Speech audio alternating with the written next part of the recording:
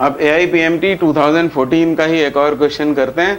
A wire of resistance 4 ohm is stretched to twice its original length, the resistance of the stretched wire would B.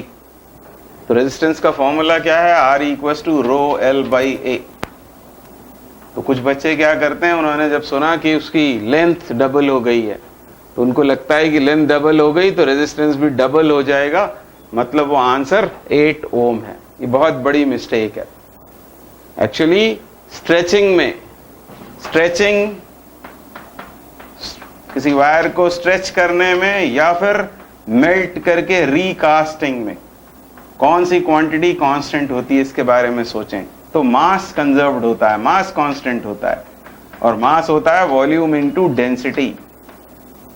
और wires क्योंकि generally cylindrical होते हैं तो cylinder का volume pi r square L into D equals to constant. और pi और D, pi तो constant है ही, डेंसिटी स्ट्रेचिंग या रिकास्टिंग में बदलती नहीं, तो हम सीधे कह सकते हैं कि R square L is constant. इस रिलेशन का हम यूज करेंगे। अब जैसे इस केस में क्या कह रहे हैं हमसे कह रहे हैं कि लेंथ डबल हो गई है। इस फॉर्मूले को आगे बढ़ाएं तो और क्या लिख सकते हैं हम इसे? रो L अपॉन A मतलब pi r square, area of cross section. Density की टर्म्स में इसको क्या लिख सकते हैं? R is equal to D by two, D square और 4 ऊपर आ जाएगा, यहां लिख देता हूं मैं। इस तरह के फॉर्मूले होते हैं रेजिस्टेंसेस के। अब इस पर्टिकुलर क्वेश्चन में जब उन्होंने बोला है कि इसको ट्वाइस इट्स ओरिजिनल लेंथ कर दिया स्ट्रेच करने के बाद, तो हमें लेंथ में चेंज तो बतलाया है, रेडियस में या डायमीटर में या एरिया ऑफ क्रॉस सेक्शन में चेंज नहीं बताया है। तो हम क्या करेंगे? हम करेंगे ये कि ये फॉर्मूला लेकर रो L upon pi r square लेकर यहां इसमें से R स्क्वायर को हम एलिमिनेट करेंगे इस रिलेशन से। R स्क्वायर की जगह हम क्या डाल सकते हैं? Constant by L। तो यहाँ कांस्टेंट अपॉन L पुट कर देता हूं मैं। R स्क्वायर की जगह कांस्टेंट अपॉन L, वो अपॉन L रेसिप्रोकेट होकर ऊपर जाएगा। रो पाई कांस्टेंट, ये सब कांस्टेंट बन गया एक नया, और R प्रोपोर्शनल हो गया L स्क्वायर के। मतलब जब बात हो रही हो स्ट्रेचिंग की या रिकास्टिंग की तब रेजिस्टेंस L स्क्वायर के डायरेक्टली प्रोपोर्शनल होता है। यदि लेंथ डबल हुई तो रेजिस्टेंस 4 टाइम्स हो जाएगा, मतलब इस क्वेश्चन का आंसर 4 इंटू 4 यानी 16 के बराबर होगा। So the D is correct option. अब किसी सवाल में हमें रेडियस में चेंज बतलाया जा सकता है। जैसे मान लो कहते हैं कि रेडियस हाफ हो गया, it is so stretched that radius becomes half of the previous value, तो फिर क्या करेंगे? तो ये करेंगे कि फिर से इस रिलेशन पर आएंगे। R is equal to rho L upon pi r square. अब लेंथ में चेंज नहीं बताया तो यहां से L निकालकर वहां सब्स्टिट्यूट कर देंगे। तो क्या होगा? R is equal to rho L की जगह हम डालेंगे कांस्टेंट अपॉन R स्क्वायर, तो R4 हो जाएगा। ये सब एक नया कांस्टेंट बनेगा और R होगा inversely to R4, fourth power of radius. तो रेडियस यदि आधी हो गई होगी तो ये 2 दूनी 4 दूनी 16 दूनी 32 गुना हो जाएगा। 2 raise to the power 4, 2 into 2 into 2 into 2, 2 दूनी 4 दूनी 8 दूनी 16, 16 टाइम्स हो जाएगा। यानी रेडियस हाफ हो जाए तो नया रेजिस्टेंस 16 टाइम्स हो जाएगा। तो रेडियस हो तो ये फॉर्मूला लगाओ, लेंथ का मामला हो तो ये फॉर्मूला लगाओ। मतलब स्ट्रेचिंग या रिकास्टिंग में हमें ये याद रखना चाहिए, R proportional to L square and R inversely to R power 4। तो ये सवाल का जवाब है। आगे बढ़ते हैं। Now we'll continue problems on current electricity. This is the problem asked in AIPMT 2014. The resistance in the two arms of meter bridge are 5 ohm and R ohm respectively. ये शो किए हुए हैं, लेफ्ट गैप में 5 ohm, right gap में R ohm. When the resistance R is shunted with an equal resistance, the new balance point is at 1.6 L1. The resistance R is. तो ये पहले की सिचुएशन हमको बताई हुई है बिफोर शंटिंग। और यदि ये बैलेंस्ड व्हीटस्टोन ब्रिज या बैलेंस्ड मीटर ब्रिज है तो 5 अपॉन ए जे का रेजिस्टेंस इज इक्वल टू होगा R अपॉन जे बी का रेजिस्टेंस। ये बात मैं कर रहा हूं बिफोर शंटिंग। जब आर की शंटिंग नहीं की है, बिफोर शंटिंग, तो क्या कंडीशन बनेगी? R 5 upon length of AJ that is L1, 5/L1 equals to R upon 100 minus L1। ये पहले शंटिंग के पहले। अब सवाल में हमसे कहा है कि इस R को इक्वल वैल्यू के रेजिस्टेंस से शंट कर दिया है, मतलब यहां एक और रेजिस्टेंस इस तरह लगा दिया गया है R वैल्यू का ही, तो R के दो ये पैरेलल में हो जाएंगे और पैरेलल में होकर यहां नया रेजिस्टेंस हो जाएगा R/2। और यदि ये रेजिस्टेंस डिक्रीज हो गया है तो ये JB की लेंथ भी डिक्रीज होगी, ये जो बैलेंस पॉइंट है वो शिफ्ट हो जाएगा। तो उसने बताया कि बैलेंस पॉइंट 1.6 L1 हो गया, L1 था 1.6 L1 हो गया, मतलब ये J पॉइंट इधर शिफ्ट हो गया आगे राइट में। तो अब बैलेंसिंग की कंडीशन क्या होगी? आफ्टर शंटिंग, अब शंट करने के बाद कहां पर हमको चेंजेस लाने पड़ेंगे? 5 तो अभी भी 5 ओम है, ये लेंथ बदल गई, ये लेंथ बदलकर हो गई है 1.6 L1 इक्वल्स टू, अब ये रेजिस्टेंस भी चेंज हो गया है, अब ये R नहीं है, R/2 हो गया, R/2 अपॉन 100 माइनस 1.6 L1। ये नई कंडीशन में आफ्टर शंटिंग हमको R का वैल्यू बताना है, तो हम ये करेंगे कि इसको थोड़ा सा और आगे सॉल्व करता हूं मैं। 5 upon 1.6 L1 equals to R upon 200 minus 1.6 L1। मुझे करना ये चाहिए कि इधर से R का वैल्यू लेकर मैं सब्स्टिट्यूट करता हूं, L1 फाइंड करेंगे और L1 यहां सब्स्टिट्यूट करके वापस R की वैल्यू फाइंड आउट कर लेंगे। तो इसको आगे मैं सॉल्व करूं तो ये 0.8 हो गया कैंसिल होकर, तो 5 upon 0.8 L1 equals to R की वैल्यू यहां से लाकर यहां सब्स्टिट्यूट करेंगे तो कितनी होगी? 5 इंटू 100 माइनस L1, R की वैल्यू निकाल रहे हैं, upon L1 times 100 minus 1.6 L1।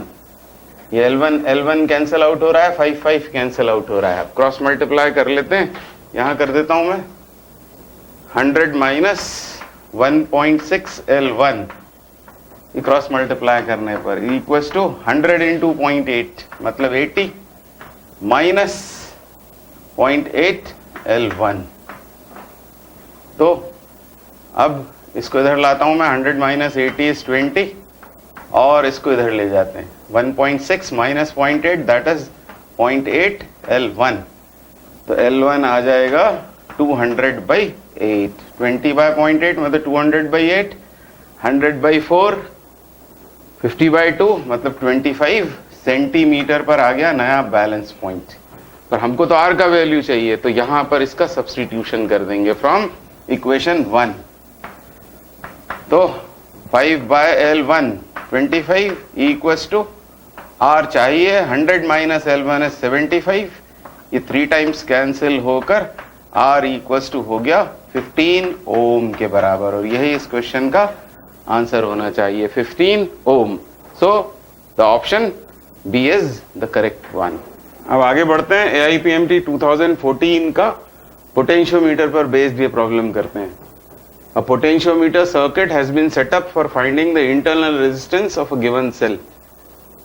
तो आपको याद आया होगा उसका सर्किट डायग्राम भी और फॉर्मूला भी। Internal resistance R is equal to capital R times E/V minus 1, ये फॉर्मूला होता है इंटरनल रेजिस्टेंस का।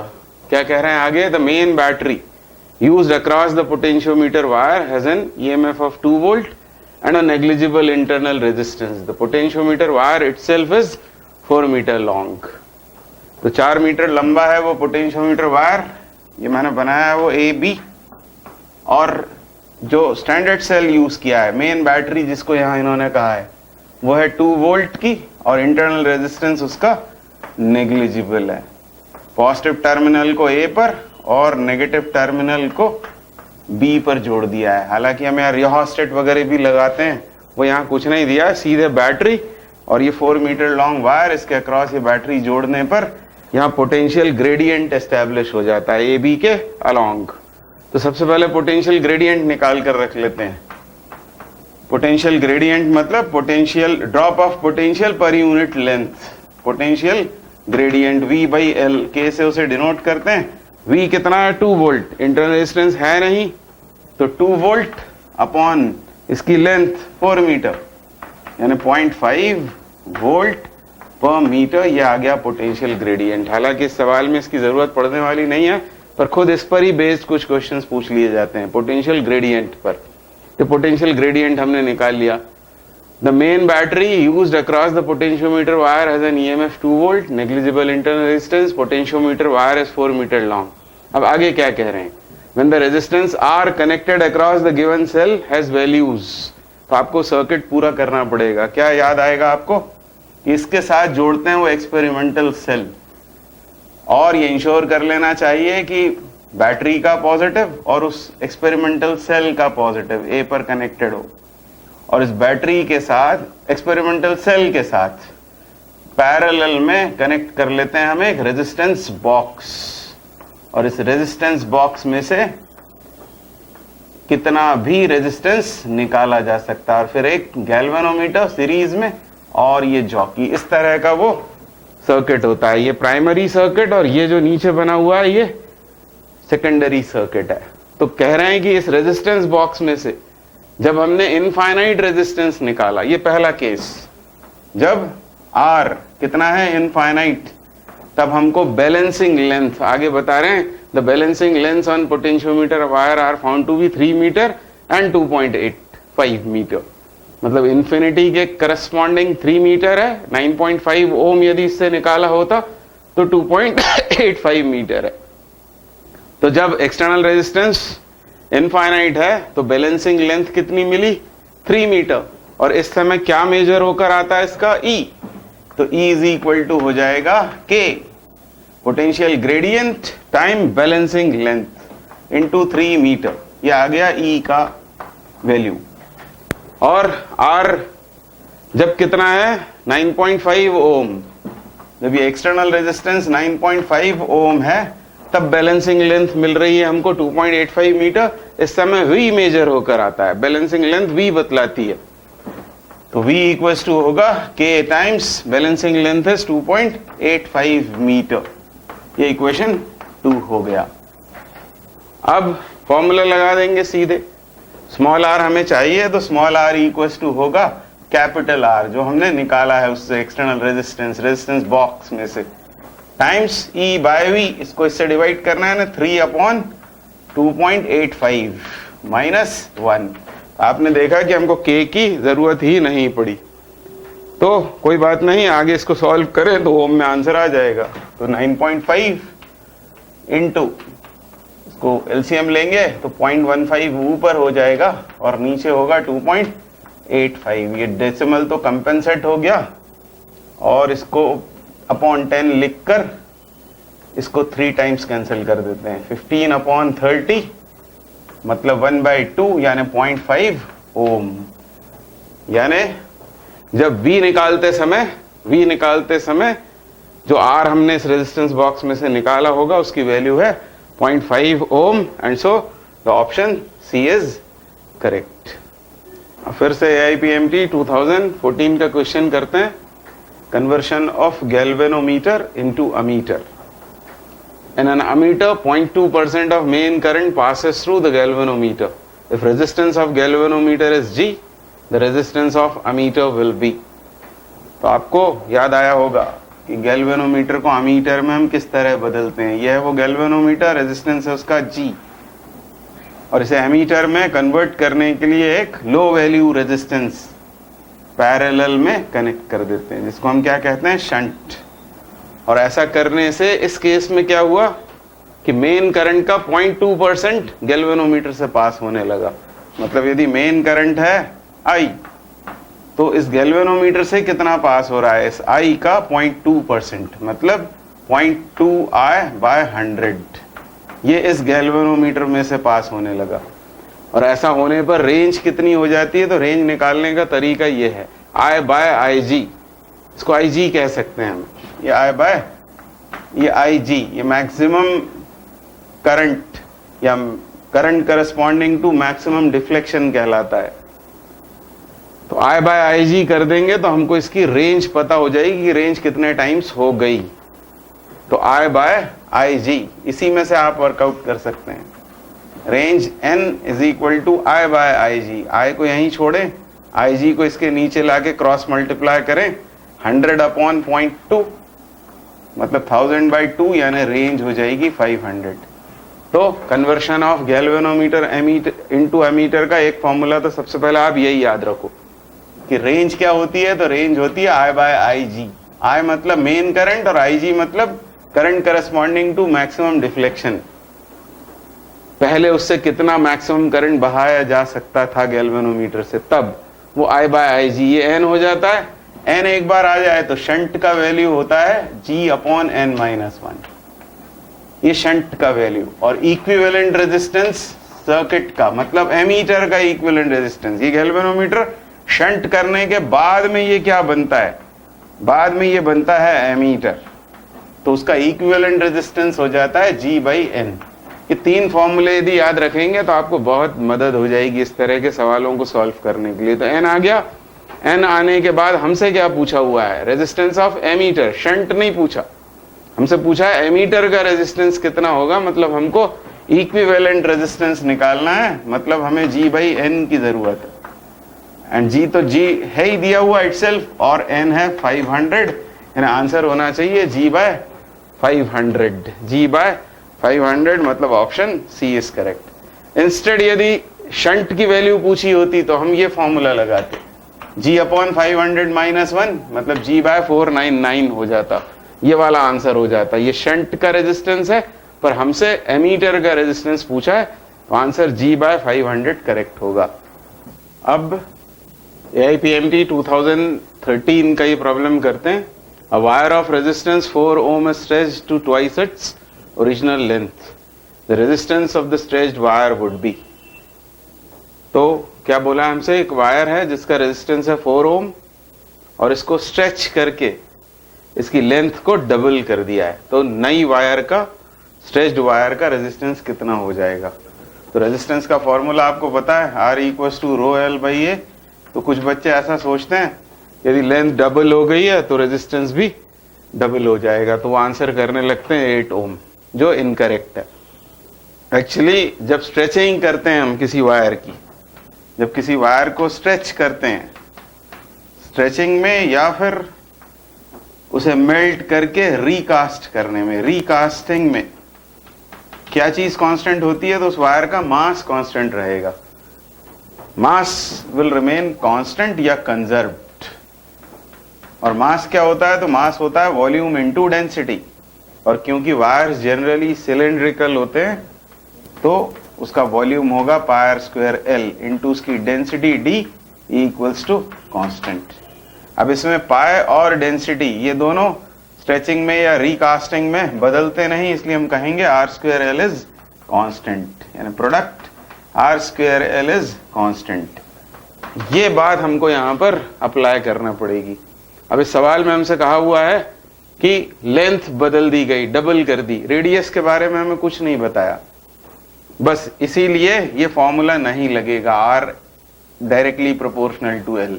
एरिया को हम क्या लिख सकते हैं, एरिया को हम लिख सकते हैं पाई स्क्वायर। डेंसिटी की टर्म, डायमीटर की टर्म्स में भी लिखना है तो इसे डी बाई 2 लिखेंगे, ये 4l upon pi D square. ये है डायमीटर की टर्म्स में फॉर्मूला, ये रेडियस की टर्म्स में, ये एरिया ऑफ क्रॉस सेक्शन की टर्म्स में। अब हमें यहां पर इस सवाल में हमसे कहा है कि लेंथ डबल हो गई और रेडियस के बारे में कुछ बताया नहीं है, तो हम करेंगे क्या, इस रिलेशन से आर स्क्वायर की जगह हम सब्स्टिट्यूट कर देंगे कांस्टेंट अपॉन लेंथ, मतलब instead R square will write rho L upon pi. R square के लिए हम क्या लिख लेंगे, constant upon L. Constant upon L लिखने पर ये ऐसा दिखेगा। अब ये पाई, ये जो रो है ये तो रेजिस्टिविटी है, मटेरियल की प्रॉपर्टी, ये बदलती नहीं स्ट्रेचिंग या रिकास्टिंग में। पाई और ये तो कांस्टेंट है ही, ये पूरा एक नया कांस्टेंट बन जाएगा, R proportional to L square हो जाएगा। और अब हम आंसर करेंगे, क्योंकि यहाँ प्रॉब्लम क्या था, प्रॉब्लम ये था कि रेजिस्टेंस एल पर भी और आर पर भी डिपेंड करता है।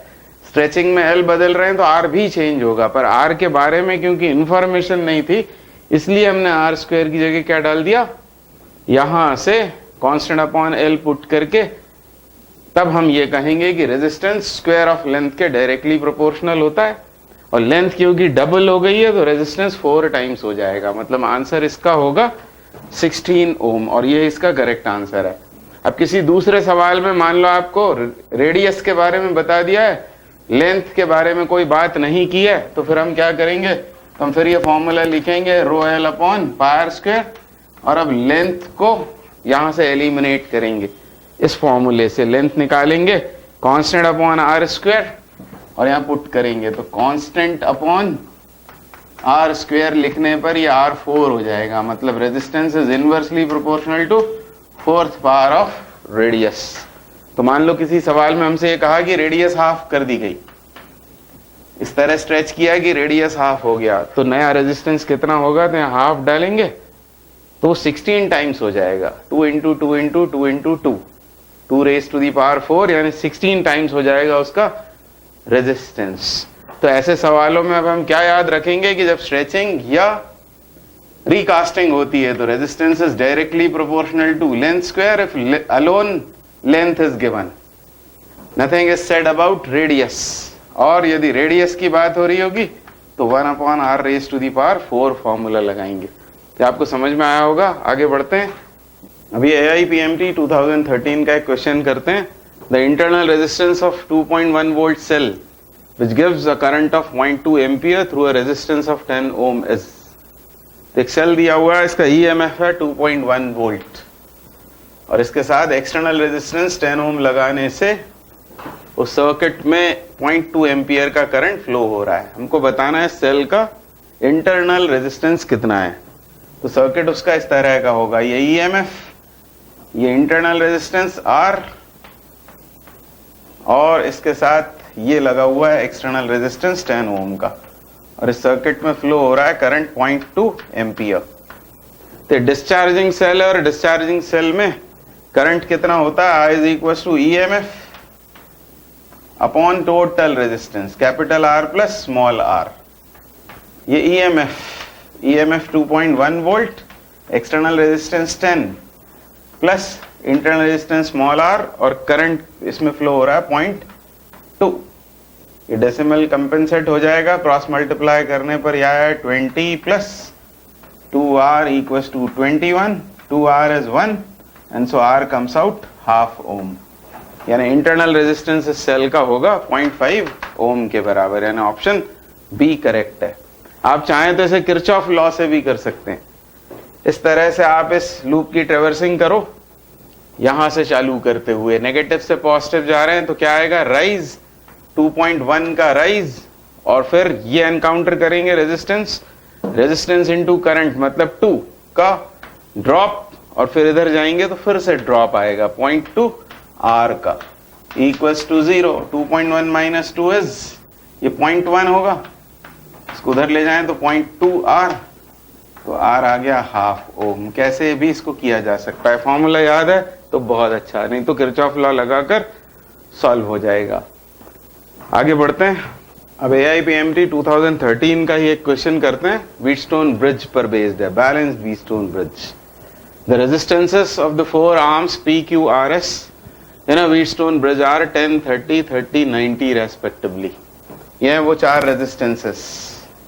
व्हीटस्टोन ब्रिज आप जानते हैं, ये हैं वो 4 रेजिस्टेंसेस। कितने कितने के हैं, 10 ओम, 30 ओम, 30 ओम एंड 90 ओम, ये 4 resistances. The EMF and internal resistance of the cell are, जो सेल कनेक्टेड है इस नेटवर्क के साथ वो है 7 वोल्ट और 5 ओम रेजिस्टेंस वाला, 5 ओम उसका internal resistance. If the galvanometer resistance is 50 ohm, galvanometer यहां लगा होता है और उसका रेजिस्टेंस 50 ओम गिवन है, तो हमको बताना है current drawn from the cell will be, इस नेटवर्क ने इस सेल से कितना करंट ड्रॉ किया ये हमको फाइंड आउट करना है। तो हम यहां ध्यान दें तो इसका रेशो 1:3, इधर भी रेशो 1:3 है, मतलब ये बैलेंस्ड व्हीटस्टोन ब्रिज है, यानी इस आर्म को हम यहां से हटा सकते हैं। और जैसे ही हम ये गैल्वेनोमीटर वाली ब्रांच को हटाएंगे तो ये दोनों सीरीज में हो जाएंगे 10 और 30, और 10 और 30 यदि सीरीज में है तो इनका एक इक्विवेलेंट रेजिस्टेंस हो जाएगा 40 ओम का। तो ये 40 ओम हमने कनेक्ट कर दिया इधर, ये 40 ओम। इसी तरह इन दोनों का क्या होगा, 90 और 30 ये दोनों सीरीज में, ये 120 हो जाएगा। ये 120 ओम के दो रेजिस्टेंस हो गए, और ये बैटरी तो है ही 7 वोल्ट 5 ओम वाली। तो इस तरह ये रिड्यूस हो गया सर्किट दो रेजिस्टेंसेस में। अब ये दोनों आपस में कैसे हैं, पैरेलल में, और जब पैरेलल में दो रेजिस्टेंसेस होते हैं तो इक्विवेलेंट रेजिस्टेंस होता है प्रोडक्ट अपॉन सम, R1 R2 upon R1 plus R2। तो 40 इंटू 120 अपॉन 160, ये 4 बार कैंसिल, 30 ओम आ जाएगा नेट रेजिस्टेंस, इक्विवेलेंट रेजिस्टेंस। और जब वो 30 ओम से हम इसे रिप्लेस करेंगे और फिर से यदि फिगर बनाएंगे तो हम देखते हैं कि ये 5 ओम रेजिस्टेंस इस 35 के साथ सीरीज में, यानी नेट कितना हो जाएगा 35, और वोल्टेज हो जाएगा 7 वोल्ट। एक वोल्टेज है, एक रेजिस्टेंस है, ओम्स लॉ लगा देंगे, V equals to IR, and so I is V by R। V is 7, current resistance is 35, 1/5 that is 0.2 ampere. मतलब इस बैटरी से कितना करंट ड्रॉ होगा, तो वो होगा 0.2 एम्पियर के बराबर, and so B is the correct answer. अब आगे बढ़ते हैं, AIPMT 2011 की प्रॉब्लम करते हैं। A current of 2 ampere flows through a 2 ohm resistor when connected across a battery. The same battery supplies a current of 0.5 ampere when connected across a 9 ohm resistor. The internal resistance of the battery is, तो एक battery है जिसका EMF मान लो है E और internal resistance small r। ऐसी एक battery को जब 2 ओम रेजिस्टर के अक्रॉस लगाते हैं, ये इंफॉर्मेशन हमको दी हुई है। जब इसे एक्सटर्नल रेजिस्टेंस 2 ओम के अक्रॉस लगाते हैं तब उससे करंट फ्लो होता है 2 एम्पियर का। मतलब जब रेजिस्टेंस है 2 ओम तब करंट का वैल्यू बताया हुआ है 2 एम्पियर, ये केस 1 में। फिर आगे कह रहे हैं कि ये सेम बैटरी जब किसी 9 ओम रेजिस्टर के अक्रॉस लगाई जाती है, मतलब रेजिस्टेंस हो गया 9 ओम, तब करंट का वैल्यू हो गया 0.5 यानी हाफ एम्पियर। हमको बताना है उस सेल का, उस बैटरी का इंटरनल रेजिस्टेंस। तो ये डिस्चार्जिंग सेल का मामला है, और डिस्चार्जिंग सेल में करंट होता है EMF अपॉन टोटल रेजिस्टेंस, और टोटल मतलब इंटरनल प्लस एक्सटर्नल, क्योंकि दोनों सीरीज में हो जाते हैं। इस इक्वेशन से हम दो इक्वेशंस इन दोनों केसेस के लिए बना लेंगे। पहले केस में करंट इज 2, EMF हमको नहीं पता, external resistance is 2 ohm and internal is small r। This is equation 1 for case 1।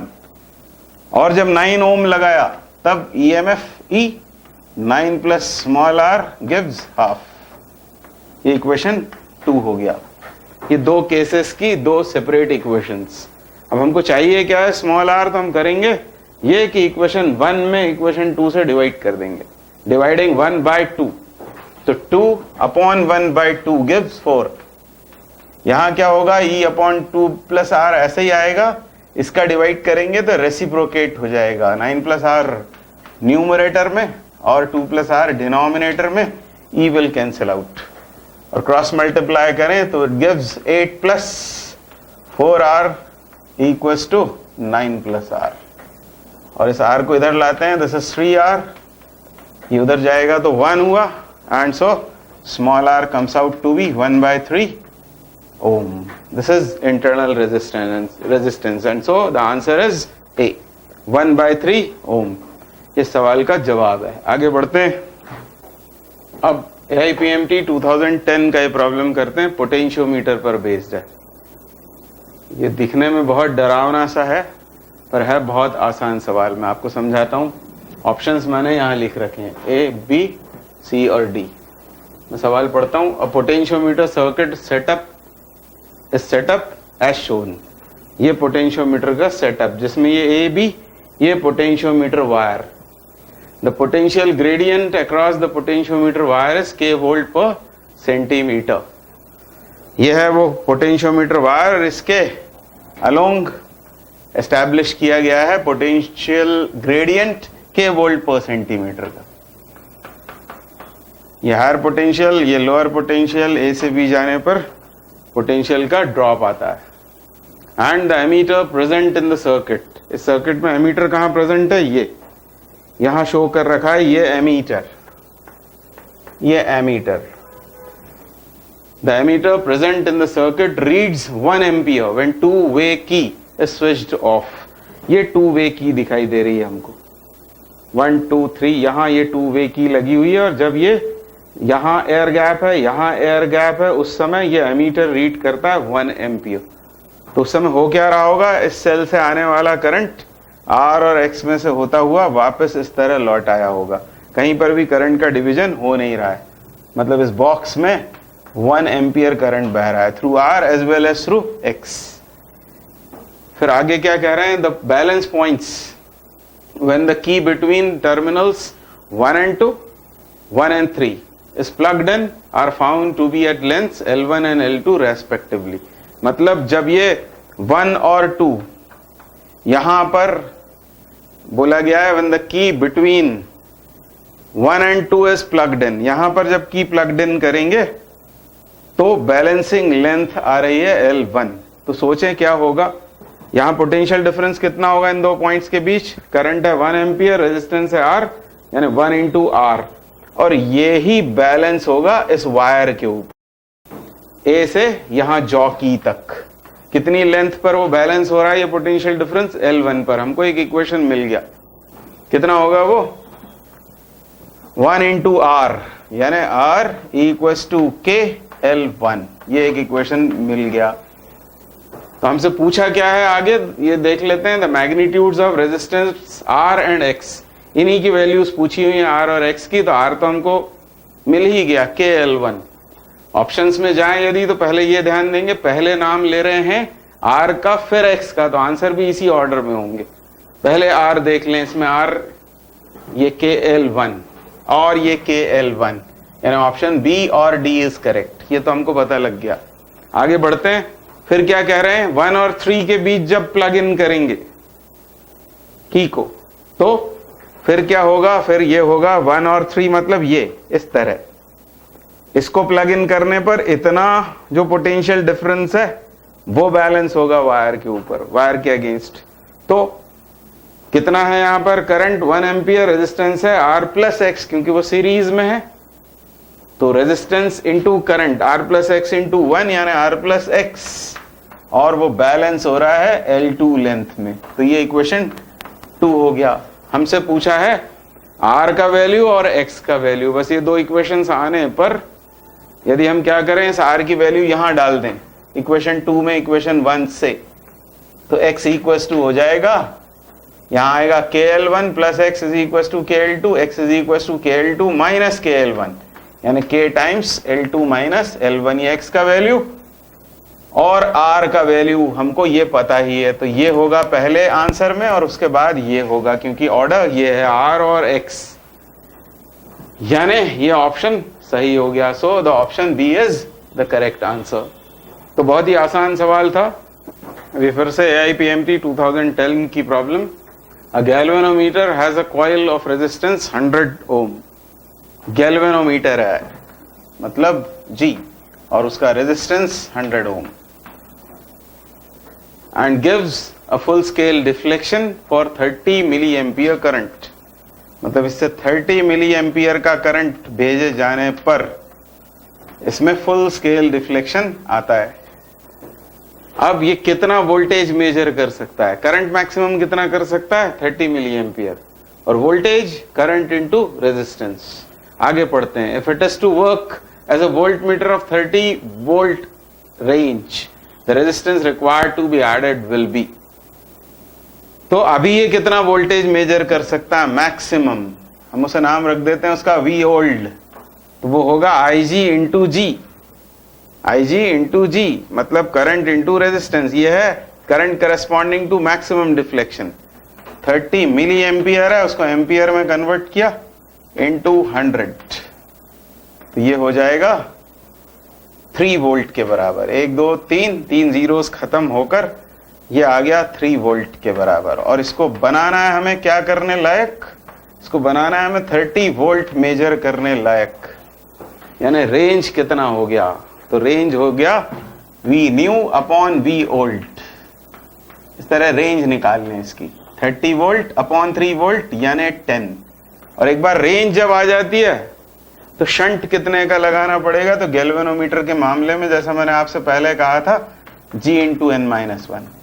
Galvanometer's resistance is 100 ohm, N is 10, 10 minus 1 is 9, and so 900 ohm shunt is required in series. ये आपको theory से मालूम होगा कि इसको series में लगाना पड़ेगा। 900 ohm is the answer.